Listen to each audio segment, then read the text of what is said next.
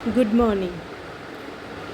आज हम BA part third history के पेपर 1 आधुनिक भारत का इतिहास में चल रहे टॉपिक को ही कंटिन्यू करेंगे। और हमारा टॉपिक जो चल रहा था वह था 18वीं सदी के मध्य भारत। कल का जो हमारा जो वीडियो था उसमें हमने पढ़ा कि किस प्रकार से जब 18वीं सदी में अवध की क्या स्थिति थी, गुजरात की क्या स्थिति थी, इसी प्रकार से हैदराबाद की क्या स्थिति थी। और आज हम इसके आगे पढ़ेंगे। 18वीं सदी में मैसूर जो है इसके ऊपर चिक्का कृष्ण राज जो है इसका शासन था, किंतु ये नाम मात्र का शासक था और शासन की जितनी भी शक्तियाँ थी वे देवराज और नंदराज नामक दो भाई थे, इनके हाथ में थी। और उसके बाद में नंदराज जो है वो राज्य का सर्वेसर्वा बन गया। उसी समय हैदर अली नामक एक व्यक्ति जो है वो नंदराज की सेना में नायक के पद पर आसीन हुआ। हैदर अली हालांकि अनपढ़ था, लेकिन फिर भी उसमें बहुत अधिक प्रतिभा थी और अपनी इसी प्रतिभा के दम पर नंदराज ने उसे डिंडीगुल दुर्ग जो था इसका फौजदार बनाया। और इस समय जो मैसूर का दीवान था उसका नाम खांडे राव था। उसने राजमाता और हैदर अली के साथ मिलकर नंदराज को परास्त किया, किंतु इसके बाद हैदर अली ने शासन सत्ता जो है वो राजमाता को नहीं सौंपी, बल्कि स्वयं अपने हाथ में ले ली और दीवान खांडे राव जो थे उनको कैद में डाल दिया। शासन संभालने के बाद भी हैदर अली ने अपने को राजा जो है घोषित नहीं किया, बल्कि राजा के नाम पर ही शासन किया। 1776 ईस्वी में जब मैसूर के राजा की मृत्यु हुई, तब हैदर अली ने अपने आप को मैसूर का सुल्तान घोषित किया। हैदर अली ने उस समय दक्षिण में जो अव्यवस्थाएं फैली हुई थी उसका पूरा फ़ायदा उठाया और अपने राज्य का भी बहुत अधिक विस्तार किया। लेकिन अंग्रेज़ों को हैदर अली का ये जो उत्कर्ष था ये पसंद नहीं आया और अंग्रेज़ों ने मैसूर राज्य को समाप्त करने का निश्चय कर लिया। और इसी के क्रम में चलते हुए 1766 ईस्वी से लेकर 1799 ईस्वी के बीच 4 युद्ध हुए थे, जिन्हें कि आंग्ल मैसूर युद्ध के नाम से जाना जाता है। और इन चारों युद्ध की जो अंतिम परिणति थी वो ये थी कि जो मैसूर राज्य जो था इसके ऊपर अंग्रेज़ों का अधिकार हो गया और हैदर अली का पुत्र टीपू सुल्तान मारा गया अंतिम युद्ध में। मराठे जो हैं उनकी भी इस समय स्थिति जो है वो इस प्रकार से थी कि छत्रपति शिवाजी की मृत्यु तो हो चुकी थी और उनकी मृत्यु के बाद उनका जो ज्येष्ठ पुत्र था संभाजी वह गद्दी पर बैठा। और इधर औरंगजेब जो है इसने बीजापुर और गोलकुंडा जो इन दोनों को हस्तगत कर लिया था और सारी शक्ति जो थी अब अपनी मराठों के विरुद्ध लगा दी थी। और इस समय औरंगजेब ने संभाजी जो हैं इनको फिर कैद भी कर लिया और इनकी निर्मम तरीके से हत्या करवा दी गई। अब मराठों ने संभाजी का जो भाई था राजा राम, उसके नेतृत्व में मुग़लों के विरुद्ध अपना जो स्वतंत्रता संग्राम था वो जारी रखा। विश्वासघात के कारण संभाजी की जो विधवा पत्नी और उसका पुत्र शाहू मुग़लों द्वारा कैद कर लिए गए। 1700 ईस्वी में राजा राम की जब मृत्यु हुई तो उनकी जो विधवा पत्नी थी ताराबाई, उन्होंने अपने 3 साल के पुत्र शिवाजी द्वितीय को छत्रपति की गद्दी पर बिठा दिया और स्वयं मराठों का नेतृत्व ग्रहण किया और मुग़लों के विरुद्ध संघर्ष जारी रखा। इसी बीच में 1707 ईस्वी में औरंगजेब की मृत्यु हुई और औरंगजेब की मृत्यु होने के बाद उसके जो दोनों पुत्र थे मुअज्जम और आजम, इनके बीच में उत्तराधिकार का संघर्ष प्रारंभ हो गया। औरंगजेब का जो पुत्र था आजम वो इस समय दक्षिण में था और उसने उत्तर की तरफ जाते समय वो अपने साथ शाहू और उसके परिवार को, जो कि मुग़लों की कैद में चल रहे थे, उनको भी अपने साथ ले गया। मार्ग में रास्ते में जो मुग़ल सेनानायक था जुल्फ़िकार खां, उसकी सलाह पर शाहू को मुग़लों की कैद से मुक्त कर दिया गया, लेकिन इसके परिवार को अपने साथ लेता गया। यानी कि शाहू जो है उसे तो छोड़ दिया गया, किंतु परिवार को अभी भी मुक्त नहीं किया गया था।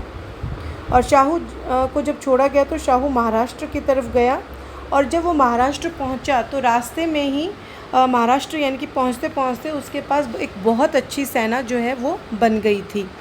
अब ताराबाई ने अपने पुत्र शिवाजी द्वितीय को छत्रपति बनाए रखने के लिए शाहू का विरोध किया। इसी वजह से शाहू और ताराबाई दोनों के मध्य युद्ध हुआ, जिसमें ताराबाई जो है वो पराजित हुई और शाहू ने सतारा को अपनी राजधानी बनाया और 1708 ईस्वी में छत्रपति के रूप में उसका राज्याभिषेक किया गया। शाहू द्वारा छत्रपति बन जाने के पश्चात शाहू जो है उसने जो महाराष्ट्र की जो राजनीतिक स्थिति थी वो इस समय बहुत अधिक गंभीर बनी हुई थी, प्रशासन भी बहुत अधिक अस्त व्यस्त हो चुका था। और इसके अलावा एक दूसरा कारण ये भी था कि शाहू चूँकि शुरू से ही मुग़ल शिविर में ही रहकर बड़ा हुआ था, इसलिए वह बहुत अधिक आराम पसंद और विलासी बन चुका था, और उसके लिए महाराष्ट्र की जो अव्यवस्था थी उसको व्यवस्थित करना भी संभव नहीं था। इन्हीं सब कारणों की वजह से शाहू ने बालाजी विश्वनाथ जो हैं इनको पेशवा नियुक्त किया। बालाजी विश्वनाथ 1713 ईस्वी में पेशवा बने और ये 1720 ईस्वी तक पेशवा बने रहे। मराठा राज्य के लिए उन्होंने अपनी बहुत ही महत्वपूर्ण सेवाएं दी और शाहू के शासनकाल में पेशवाओं का बहुत अधिक उत्कर्ष हुआ। इसी समय के आसपास दिल्ली में सैयद भाइयों के सहयोग से फर्रुखशियर जो है वो मुग़ल तख्त पर आसीन हुआ, लेकिन कुछ समय के बाद में सैयद भाई जो थे इनसे फर्रुखशियर की अनबन हो गई और दोनों के दोनों पक्ष जो थे ये एक दूसरे को समाप्त करने पर उतारू हो गए। फर्रुखशियर को समाप्त करने के लिए सैयद भाइयों जो थे उन्होंने मराठों की मदद मांगी और इसी वजह से 1719 ईस्वी में मराठे और जो सैयद भाई थे इनके मध्य एक संधि हुई, जिसमें शाहू को दक्षिण के जो 6 सूबे थे इनसे चौथ और सरदेश मुखी वसूल करने का अधिकार दिया गया और साथ ही शाहू के परिवार को मुग़लों की कैद से मुक्त करने का भी वचन दिया गया।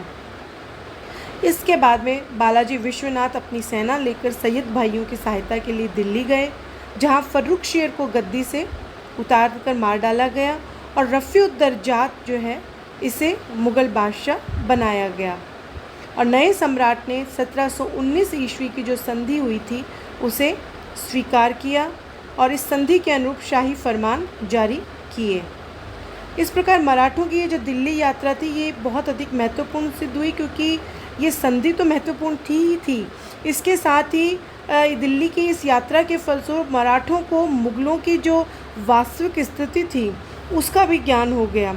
और उसके पश्चात बालाजी विश्वनाथ जो थे उन्होंने उत्तर भारत में मराठा शक्ति के प्रसार की योजना बनाई, किंतु वो अपनी योजना को कार्य रूप नहीं दे पाए क्योंकि 1720 ईस्वी में उनका निधन हो गया था। बालाजी विश्वनाथ के पश्चात बाजीराव प्रथम जो हैं ये पेशवा बने और इन्होंने मराठों का प्रभाव को और अधिक बढ़ाया। उन्होंने निज़ाम मुल्क को 2 बार पराजित किया, इसके अलावा पुर्तगालियों से बसीन और सालसेट छीन लिया और मराठों का प्रभाव जो है वो गुजरात, मालवा, बुंदेलखंड तक पहुंचाया। इस प्रकार संपूर्ण उत्तर भारत में मराठा शक्ति के विस्तार का मार्ग जो है वो बाजीराव प्रथम ने प्रशस्त किया। बाजीराव प्रथम जो है 1720 से लेकर 1740 ईस्वी तक पेशवा रहे और 1740 ईस्वी में इनका निधन हो गया। बाजीराव प्रथम के पश्चात बालाजी बाजीराव जो हैं ये पेशवा बने और इनका जो पेशवाई का समय था वह था 1740 ईस्वी से लेकर 1761 ईस्वी तक इनका समय था। ये बाजीराव प्रथम के पुत्र थे। छत्रपति की समस्त शक्तियाँ जो थी वो इस समय पेशवा के हाथ में आ गई थी और सतारा के स्थान पर पूना मराठा राज्य का केंद्र बन गया था। इसी बीच दिसंबर 1749 ईस्वी में शाहू की मृत्यु हो गई और इसके बाद में छत्रपति जो था इसका नाम इतिहास में लुप्त प्राय हो गया तथा पेशवा मराठा राज्य का सर्वेसर्वा बन गया। इसी बीच 1747 ईस्वी में अफ़गानिस्तान में अहमद शाह अब्दाली का उदय हुआ। अहमद शाह अब्दाली ने 1748 ईस्वी में पहली बार पंजाब पर आक्रमण किया किंतु उसे परास्त होना पड़ा, लेकिन वह निराश नहीं हुआ और आखिर में उसका पंजाब और मुल्तान को उसने जीत लिया। 1757 ईस्वी के आरंभ में अब्दाली जो है वो भारत पहुंचा और लाहौर पर अधिकार करने के पश्चात वह दिल्ली आ पहुंचा। लौटते समय अहमद शाह अब्दाली ने नजीब खां को मुग़ल साम्राज्य का मीर बख्शी बनाया और अपने पुत्र तैमूर शाह को पंजाब का गवर्नर नियुक्त किया।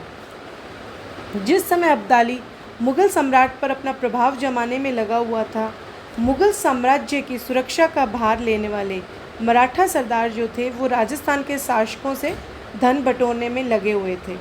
मराठों ने लूटमार करके उत्तर भारत की लगभग सभी प्रमुख शक्तियों को नाराज कर दिया था।